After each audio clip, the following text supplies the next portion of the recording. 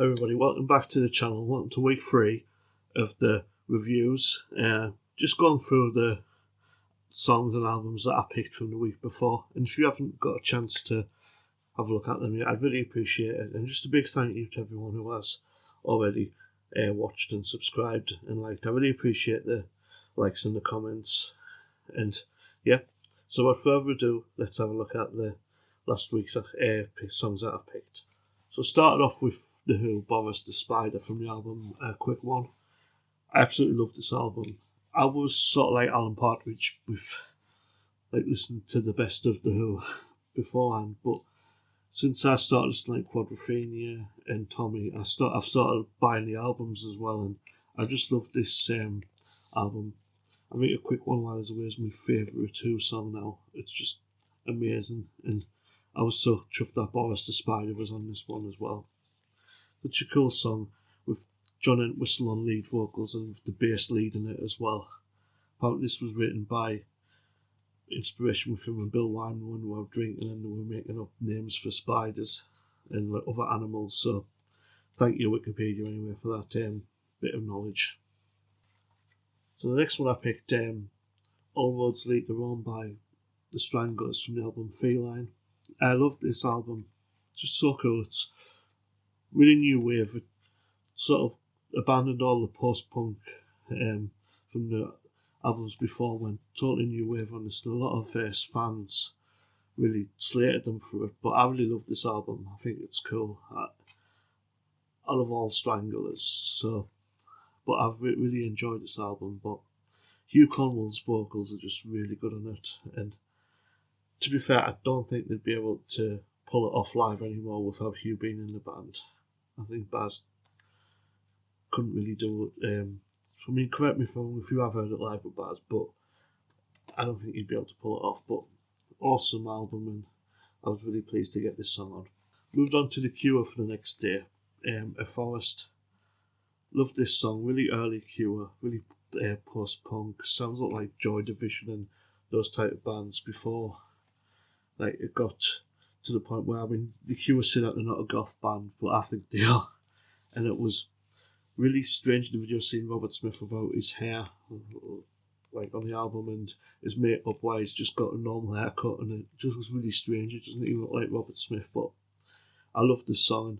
I just love The Cure. They're just an amazing band, and I'm really chuffed I've got this album so I can play more and more songs from it.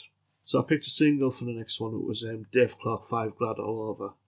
Just love this song. It was a song from the British invasion bands from the 60s, and this was absolutely massive in America, but I just absolutely love the song, and the lyrics do mean quite a lot, and I just absolutely love it. It's just a feel-good song, and I just love playing it, and I was really chuffed that I could get it on the channel. And so moving on, what else can be said about this album that hasn't already been said 1,000 times? Just absolutely amazing. Like Dark Side of the Moon. I picked Time from this because it's my favourite song from this album itself, but I just absolutely love Pink Floyd. They're just such a cool band, and it's just 7 minutes of absolute bliss, this song. And the album itself, it's just amazing to listen to. Every time I listen to it, I always forget how mind just blown away by it. Got this one as the 50th anniversary edition one. So the song, the version of time that I played is from this album. But I just absolutely love the album. It's so good, and really pleased that I could get it on the channel. So next one I picked A Flock of Seagulls. If I Had a Photograph of You.